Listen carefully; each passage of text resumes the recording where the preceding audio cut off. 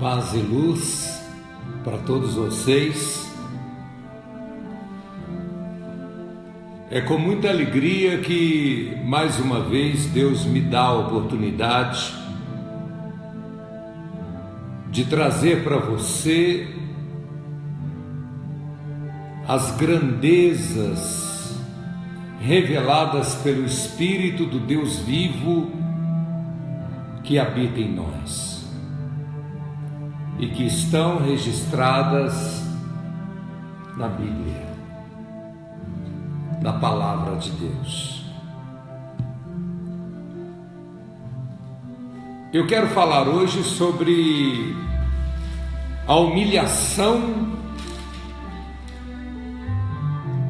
de Gideão.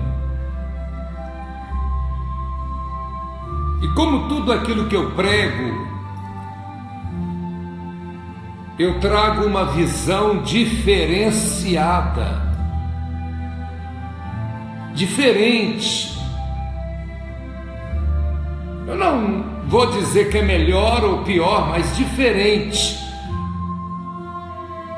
dada pelo Espírito de Deus às pessoas que me acompanham.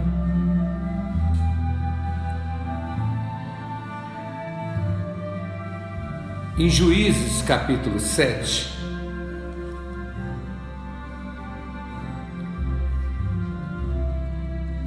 a partir do versículo 1, nós vamos fazer a leitura.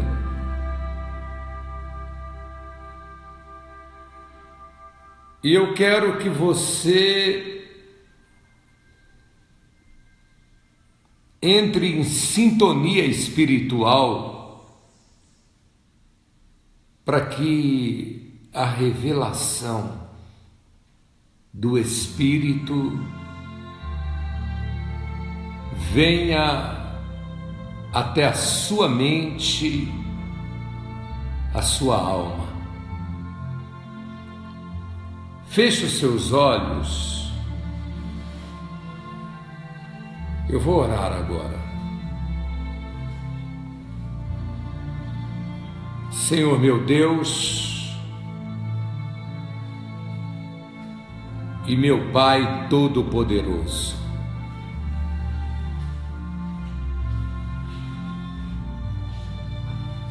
eu invoco o Teu nome, meu Senhor,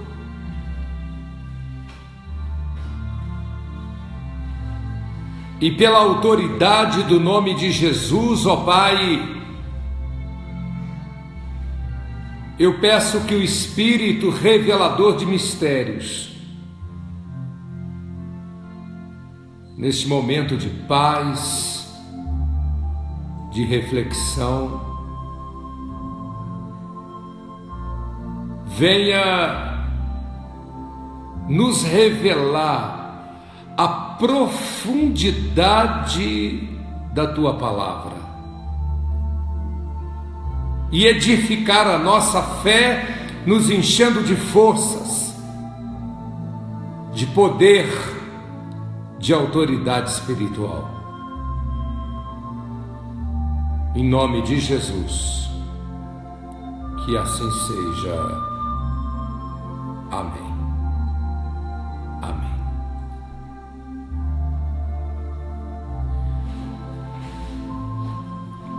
Juízes capítulo 7, a partir do versículo 1, diz assim: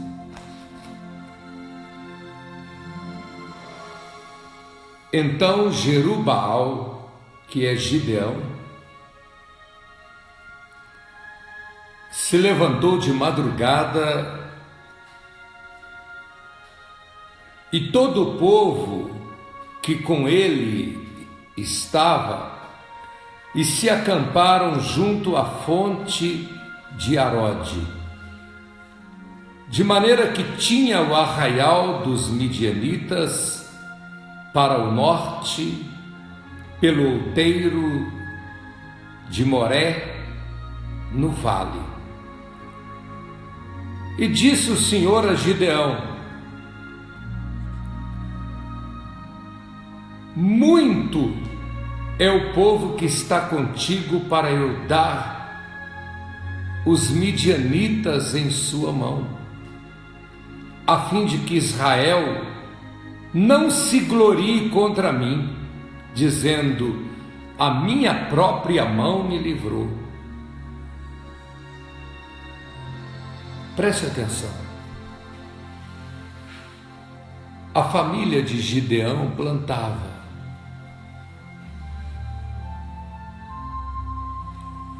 Durante o ano inteiro.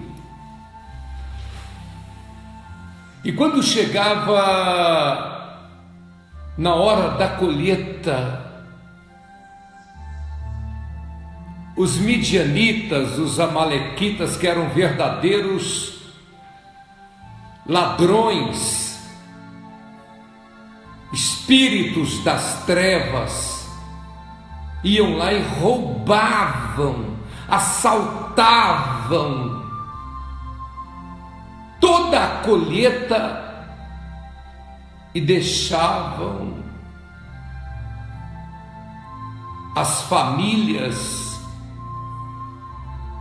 do arraial, que eram todos ali parentes de sangue de Gideão, em completa desgraça, em completa miséria.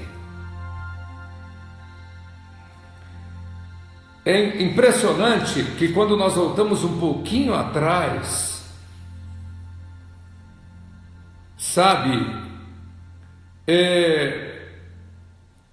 nós vamos nos deparar no capítulo 6, a causa deste malefício. Por que Deus deixou?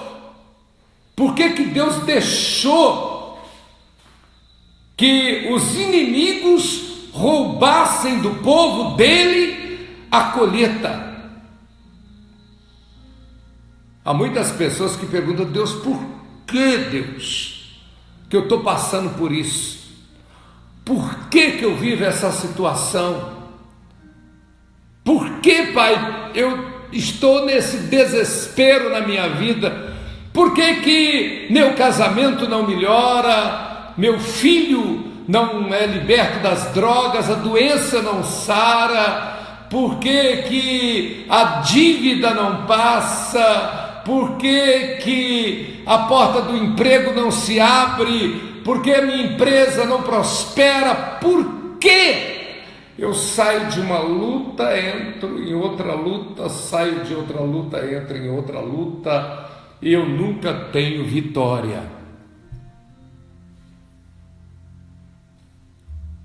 Então, no capítulo 6, porque tudo tem uma origem, nada acontece por acaso, nada acontece por acontecer, tudo tem uma origem, e uma origem espiritual.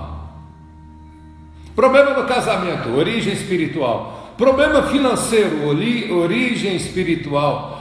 Problema na família, origem espiritual. Problema com o filho nas drogas, origem espiritual.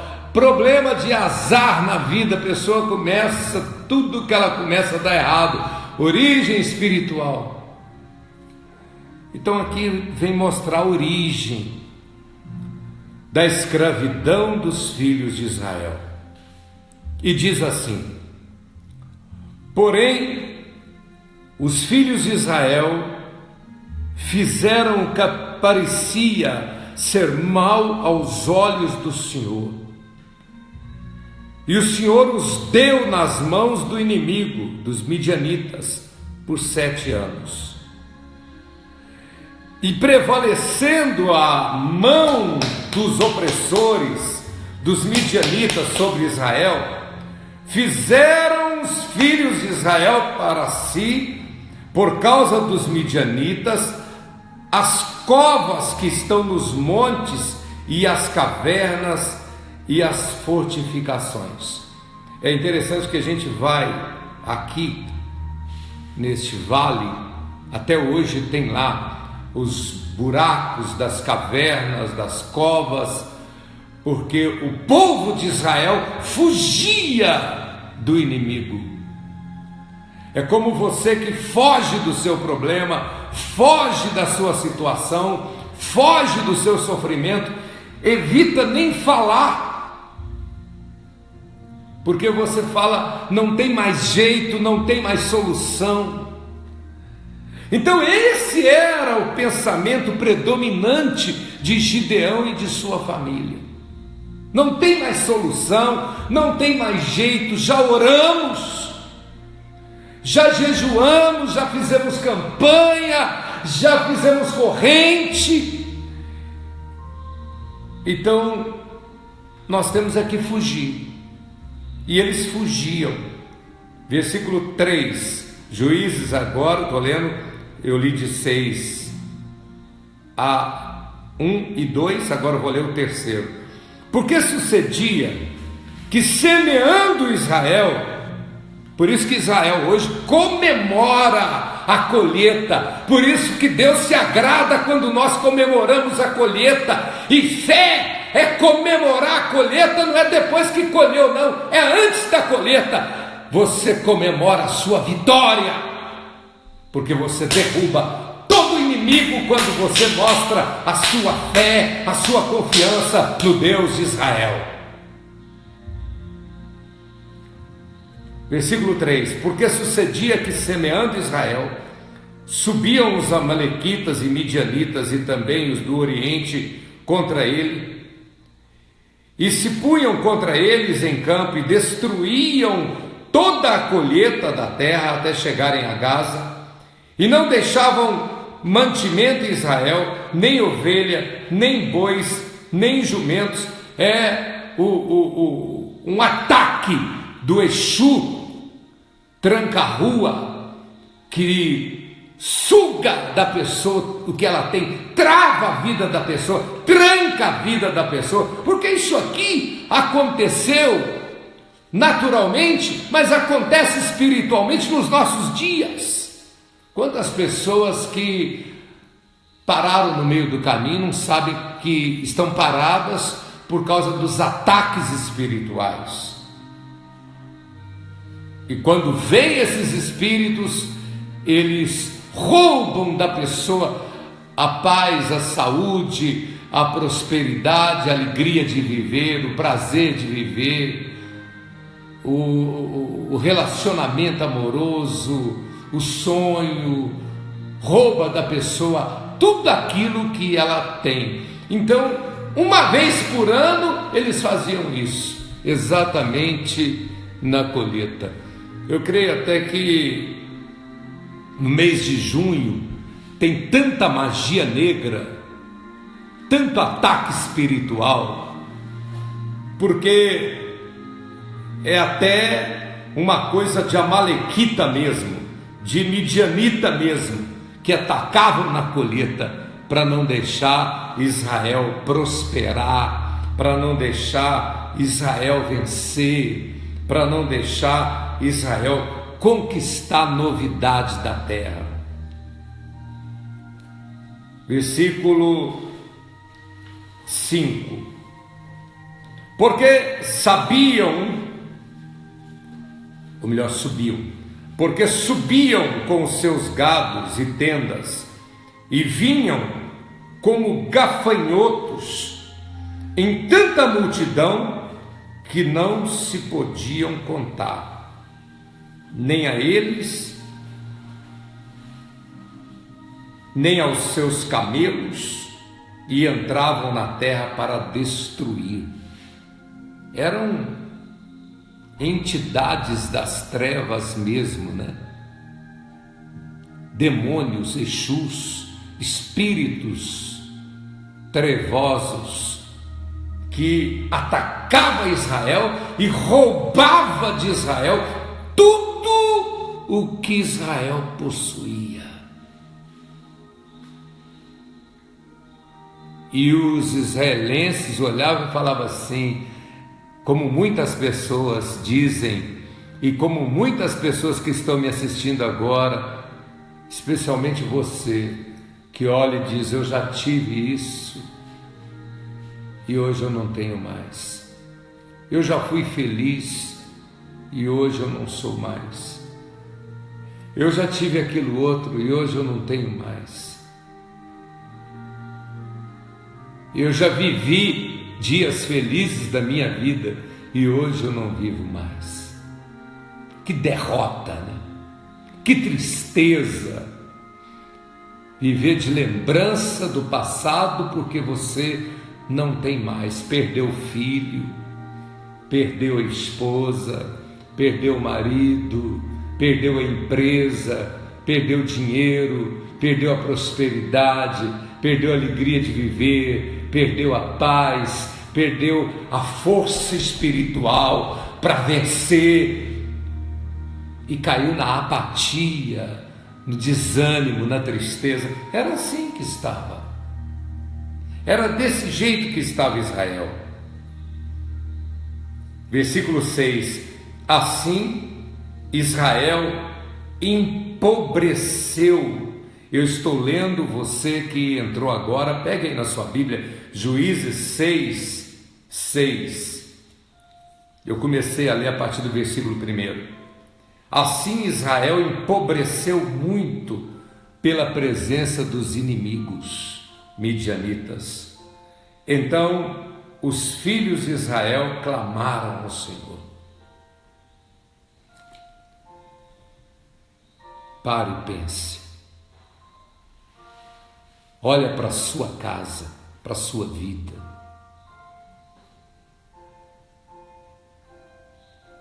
Olha como está a sua situação.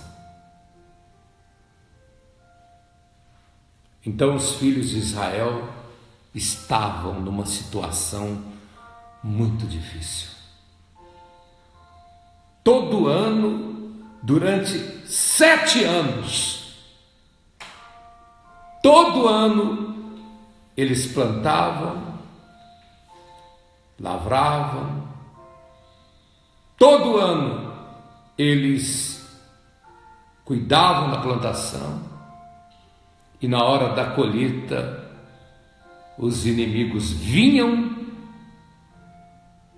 e roubavam, tomavam tudo de Israel. Tudo. Toda a colheita. A tal ponto que Israel foi empobrecendo por causa da presença dos inimigos, os midianitas. Empobreceu muito, está aqui na Bíblia. 6:6, Juízes 6:6. Assim Israel empobreceu muito pela presença dos midianitas. Então os filhos de Israel clamaram ao Senhor. Então eles fizeram o que todo mundo faz: vamos orar, vamos orar, vamos orar. E foram para a oração, como nós estamos orando de madrugada. Oração, oração. Deus não pode deixar assim. Deus não vai deixar isso desse jeito. Isso não vai continuar assim na minha vida. Eu não aceito isso na minha vida e nem na sua. Eu não aceito isso na sua vida. E eles foram clamar: Deus, olha para nós, olha para a nossa casa, olha para a nossa família. E sucedeu que, clamando os filhos de Israel ao Senhor por causa dos midianitas, enviou o Senhor um profeta. Eu queria muito marcar isso. Eu estou no versículo 8, Juízes 6:8. Todas as vezes que Deus responde à oração de uma pessoa, Ele responde através de um profeta. Ele não responde abrindo o céu e mandando lá a solução. Ele não responde mandando um anjo. Primeiro ele levanta um profeta. Por isso que a Bíblia diz: crede nos profetas e prosperareis. Então o Senhor enviou um profeta aos filhos de Israel. Está aqui Juízes 6:8, que lhes disse: assim diz o Senhor, Deus de Israel: do Egito vos fiz subir e vos tirei da casa da servidão. Aí é o profeta falando: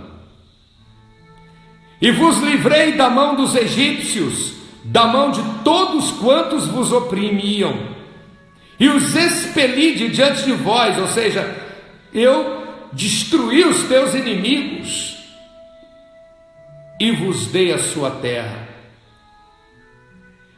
E vos disse: eu sou o Senhor vosso Deus, não temais aos deuses dos amorreus em cuja terra habitais, mas não destes ouvidos à minha voz. O que eles fizeram? Quando estava tudo ruim, eles ouviram a Deus.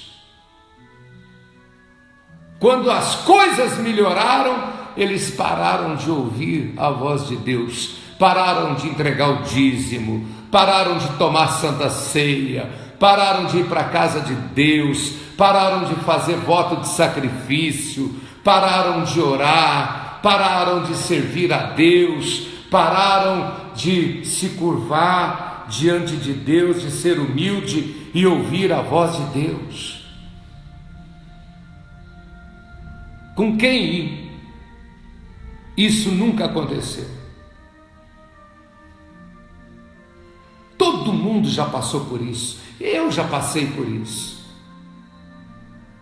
Eu me lembro, eu tinha 19 anos de idade. Deus me levantou de uma forma grandiosa para derrubar gigante, com poder, com uma força extraordinária. E de repente eu dei uma vacilada. Eu vacilei. Estava tudo muito bom e eu vacilei. Quem nunca vacilou? E foi isso que aconteceu.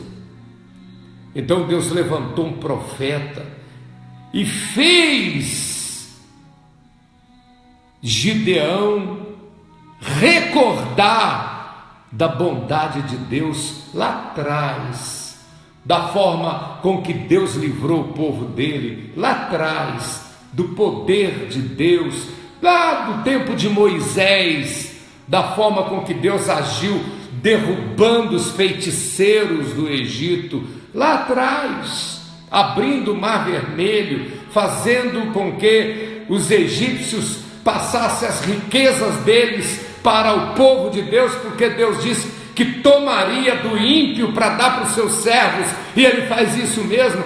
Deus toma daquela pessoa que não serve a ele para dar para você que serve, porque você honra a Deus e o outro não honra. Eu não aceito em hipótese alguma que uma pessoa que não serve a Deus fique no emprego e o que serve seja mandado embora.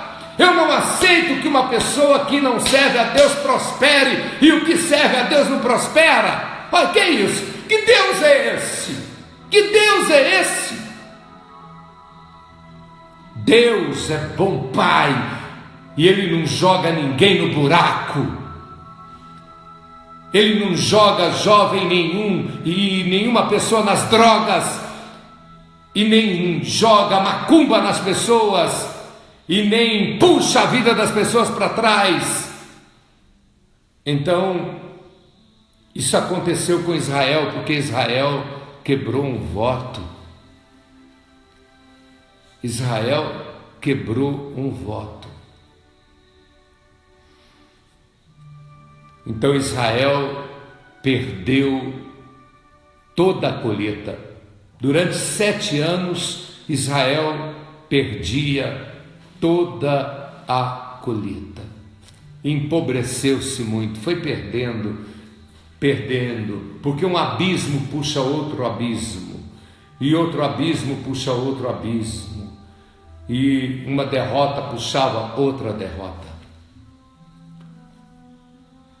Versículo 11, Juízes 6:11. Então o anjo do Senhor veio e assentou-se debaixo do carvalho que está em Ofra, que pertencia a Joás, o abiesrita. E Gideão, seu filho, estava malhando trigo no lagar, para o salvar dos midianitas. Interessante que lagar não é lugar de malhar trigo, mas ele já estava tão perturbado, ele já estava numa situação tão ruim, tão perturbado, que ele passou no lagar, no lugar do vinho. Então, muito importante entender isso. Fique firme, fique firme. Ele passou a fazer errado por causa do medo, a malhar trigo no lagar, a malhar trigo no lagar, no lugar do vinho, no lugar de preparar o vinho. Tudo para salvar o alimento dos midianitas. Versículo 12: Então o anjo do Senhor lhe apareceu e disse: O Senhor é contigo, varão valoroso.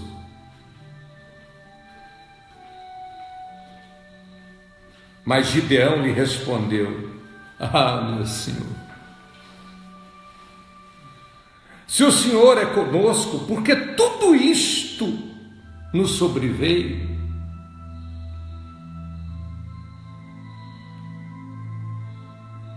E o que é feito das tuas maravilhas, que nossos pais nos contaram, dizendo: não nos fez o Senhor subir do Egito? Porém, agora o Senhor nos desamparou e nos deu na mão dos midianitas. Então o Senhor olhou para ele e disse: vai nesta tua força. Quando nós oramos para passar força para as pessoas, é porque até Deus ordena: levanta-te e resplandece, vai nesta tua força, porque é nesta força da fé é que você vai vencer. E então ele disse: vai nesta tua força e livrarás a Israel da mão dos inimigos, dos midianitas. Porventura não te enviei eu? E ele lhe disse: Senhor meu,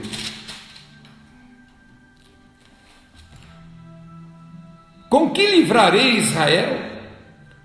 Eis que a minha família mais pobre é a mais pobre em Manassés, e eu menor na casa de meu pai.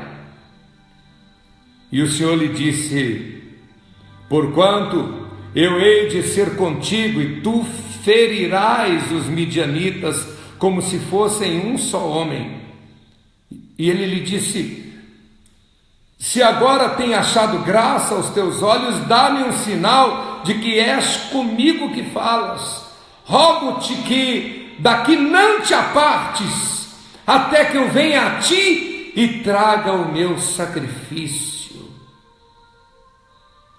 e o ponha perante ti. E o anjo disse: eu esperarei até que voltes. Gideão sabia que o sacrifício gera vitória, o sacrifício gera o milagre, o sacrifício faz você vencer, o sacrifício derruba o inimigo.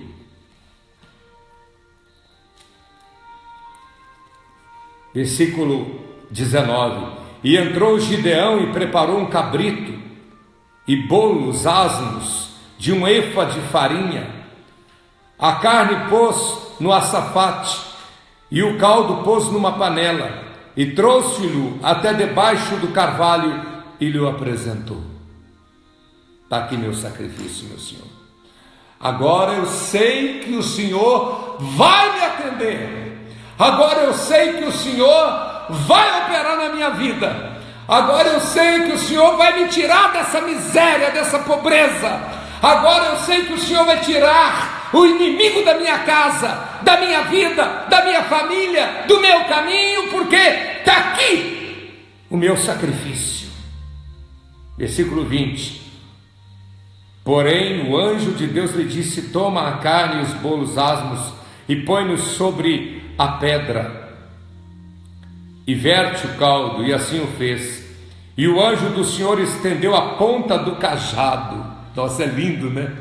É lindo, lindo, é demais, é maravilhoso. E o anjo do Senhor, ele tinha um cajado na mão, estendeu a ponta do cajado que estava na sua mão e tocou a carne e os bolos asmos. Então subiu fogo da pedra e consumiu a carne e os bolos asmos, e o anjo do Senhor desapareceu de seus olhos.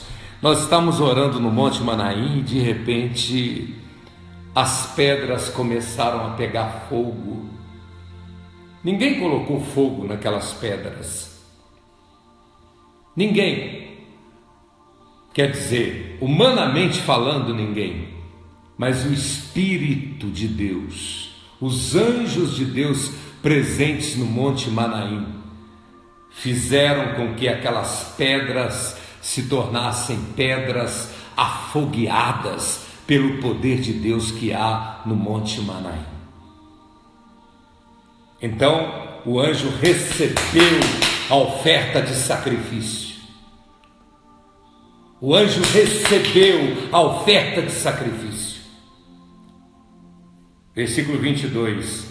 Então viu Gideão, que era o anjo do Senhor, e disse Gideão: Ah, Senhor Jeová, eu vi o anjo do Senhor face a face. Porém o Senhor lhe disse: Paz seja contigo, não temas, não morrerás. Porque o anjo é tão poderoso que a pessoa só vê o anjo na hora em que ela vai morrer. Só que o anjo apareceu para socorrer o povo de Deus que estava empobrecendo na miséria e havia vencido o prazo do inimigo oprimir o povo. Eu estou profetizando que venceu o prazo do inimigo oprimir sua casa, sua vida, sua família, oprimir você, oprimir na sua área financeira, na sua área sentimental. O inimigo está derrotado, o prazo dele foi vencido e ele não terá mais poder sobre a sua vida, porque chegou a bênção do cêntuplo para encher sua casa de fartura, de prosperidade, de alegria, de amor, de paz e de vitória. Aleluia.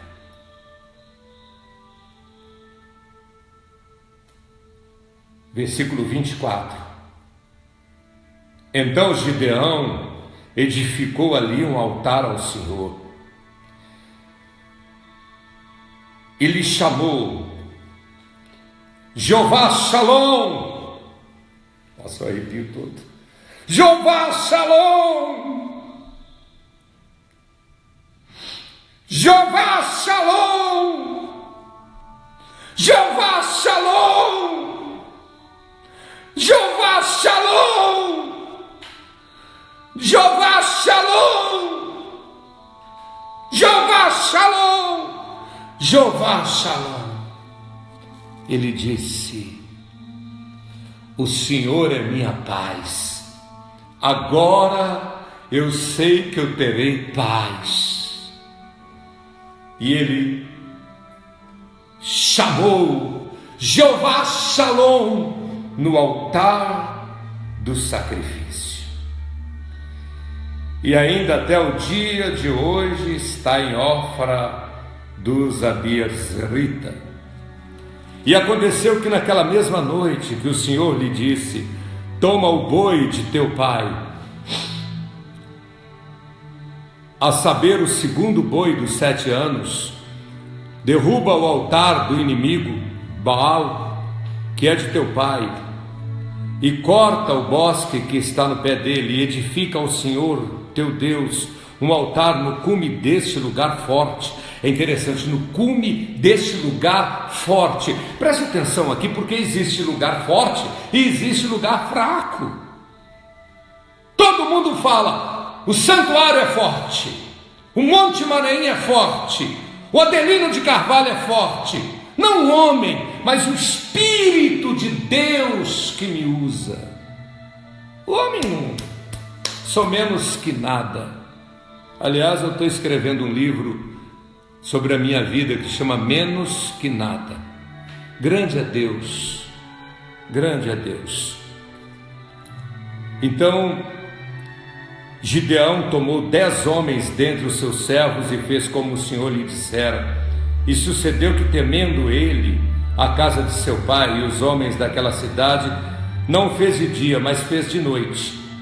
Levantando-se, pois, os homens daquela cidade de madrugada, eis que estava o altar de Baal derrubado, o bosque que estava ao pé dele cortado, e o segundo boi foi oferecido no altar, de novo edificado ao Senhor.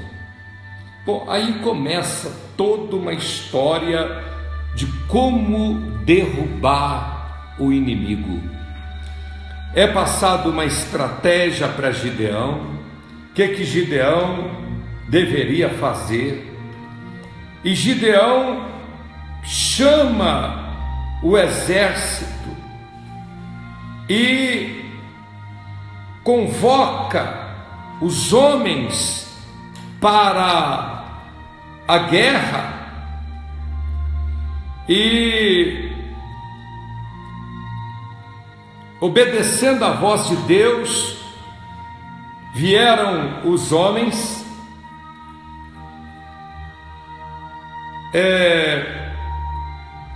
E é impressionante que eu quero pegar aqui o ajuntamento dos homens, porque aqui é o grande chavão, né? Capítulo 7, versículo 1 em diante.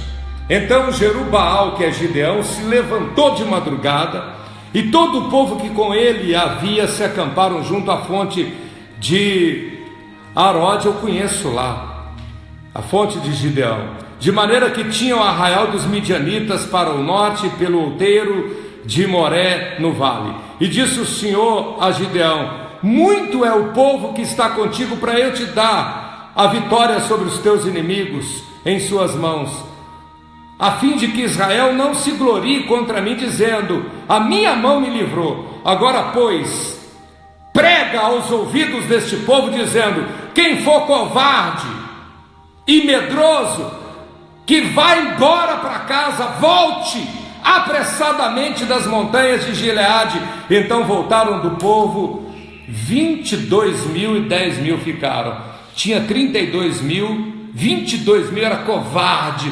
medroso, que não serve para vencer a parada. Não adianta, se você empurrar o cabra não vai, se você gritar o cabra não vai. Tem homem que não é capaz de trocar uma lâmpada, tem mulher que não é capaz de matar uma barata, tem pessoas que são assim mesmo, são devagar, quase parando, se entregam à derrota, se entregam ao fracasso. Então Deus disse assim: olha, com 32.000 homens eu não vou te dar a vitória, manda embora os derrotados, os medrosos e os covardes. Foram embora 22.000, ficaram 10.000. E disse o Senhor a Gideão: ainda é muito povo para que eu possa te dar a vitória. Faça descer as águas, e ali tos provarei. E será que aquele que eu te disser, esse irá contigo, e esse contigo irá. Porém, todo aquele que eu te disser, esse não irá contigo, esse não irá. E fez descer o povo às águas. Então o Senhor disse a Gideão: qualquer que lamber as águas com a sua língua, como as lambe o cão, esse porás à parte, como também todo aquele que abaixar de joelho e beber. E foi o número dos que lamberam, levando a mão na boca, 300 homens. E todo o resto do povo abaixou de joelho a beber as águas. Então disse o Senhor Deus a Gideão: com os 300 homens que lamberam as águas vos livrarei, e darei os inimigos em tuas mãos, pelo que toda outra gente vá para cada um para a sua casa. Então o povo foi embora, e aí Deus ordenou a Gideão que passasse a orientação para que todos aqueles 300 homens gritassem pela espada do Senhor e pela espada de Gideão. E aconteceu, versículo 27, versículo 20: assim tocaram os 3 esquadrões a buzina, a trombeta, e partiram os cântaros, e tinham nas suas mãos esquerdas as tochas acesas, e nas suas mãos direitas as buzinas ou trombetas, que tocavam e clamavam pela espada do Senhor e pela espada de Gideão. E ficou-se cada um no seu lugar ao redor do arraial. Então todo o exército deitou a correr e gritando e fugiram. Ou seja, os 300 homens venceram um exército inteiro, porque acreditou no poder da espada da obediência, da espada do Espírito, da espada do arcanjo Miguel. Então é por isso que nós usamos, por isso e por outros motivos, a espada do arcanjo Miguel, a espada de Gideão. Mas um outro motivo para encerrar é que Deus, quando ele foi guardar o caminho da árvore da vida, Deus, quando foi guardar o caminho da árvore da vida, em Gênesis capítulo 3, versículo 24, Deus disse assim, olha aqui, Gênesis 3, 24: e havendo lançado fora o homem, pôs querubins ao oriente do jardim do Éden, e uma espada inflamada que andava ao redor para guardar o caminho da árvore da vida. Um outro motivo que nós usamos a espada é que o gigante Golias foi derrubado por uma pedra, mas ele foi morto pela espada. 1 Samuel capítulo 17, versículo 51: pelo que correu Davi, pôs-se em pé sobre o filisteu, e tomou a sua espada, e tirou-a da bainha, e o matou, cortando-lhe a cabeça. Vendo então os filisteus que o seu campeão era morto, fugiram. Te ensinar uma coisa, você que gosta de exercer o ministério de libertação. Eu ministro e ensino a pastores, padres, missionários, bispos, apóstolos no mundo inteiro. Não adianta você querer tirar uma legião de espíritos através de um espírito subalterno, pequeno, um Exu. Ele não vai sair. Você tem que tirar o chefe. Você tem que derrotar o chefe. Se você derrota o chefe da legião, você derrota toda a legião de espíritos inimigos, espíritos maus. Que hoje possamos entender o valor e o poder da espada do Senhor, a espada de Gideão. Feche os seus olhos. Senhor meu Deus e meu Pai Todo-Poderoso, eu aprendi na Tua palavra, Pai, que a espada é para cercar e proteger o caminho da árvore da vida. É um sinal visível, material, de que nós temos a presença conosco do exército comandado pelo arcanjo Miguel. Pai, os espíritos não leem a nossa mente, nem os anjos e nem os demônios sabem o que nós pensamos, mas eles enxergam a espada do arcanjo Miguel, protegendo o caminho da árvore da vida que está dentro da nossa casa, na nossa família, no nosso lar. Meu Deus, que cada pessoa que vai receber a espada de Gideão no dia 15 tenha a revelação da grandeza, da proteção e da força espiritual desta espada. Pai, em nome de Jesus, que a espada do Senhor corte todo o mal que está na casa desta mulher, na casa deste homem, e a tua glória faça resplandecer sobre a vida de cada pessoa, em nome de Jesus, que assim seja. Amém. Deus, nosso grande Pai, complete esta revelação na sua vida. Que na sala de sua casa, junto à porta, tenha sempre a espada do arcanjo Miguel, como fora colocada no caminho da árvore da vida. E que você tenha vigilância, porque todo invejoso, feiticeiro e macumbeiro pode ser parente, pastor, missionário, apóstolo, bispo, seja lá quem for, implicou com a espada do arcanjo Miguel, é porque ele não entrou na sua casa bem intencionado. Toda pessoa que entra na sua casa mal intencionada, ela logo implica com a espada do arcanjo Miguel, que parece uma obra de arte, mas que incomoda o inimigo, porque ele não terá mais domínio sobre a sua casa. Eu volto amanhã às 11 da manhã. Obrigado pelo carinho da sua atenção. Aliás, eu volto antes, de madrugada, às 3 horas da manhã, na oração da madrugada. Paz e luz, irmão. Paz e luz, irmã. Te vejo no Monte Manaim, dia 15.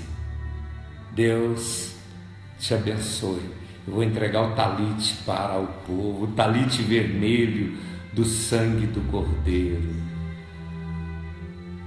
Paz e luz para você.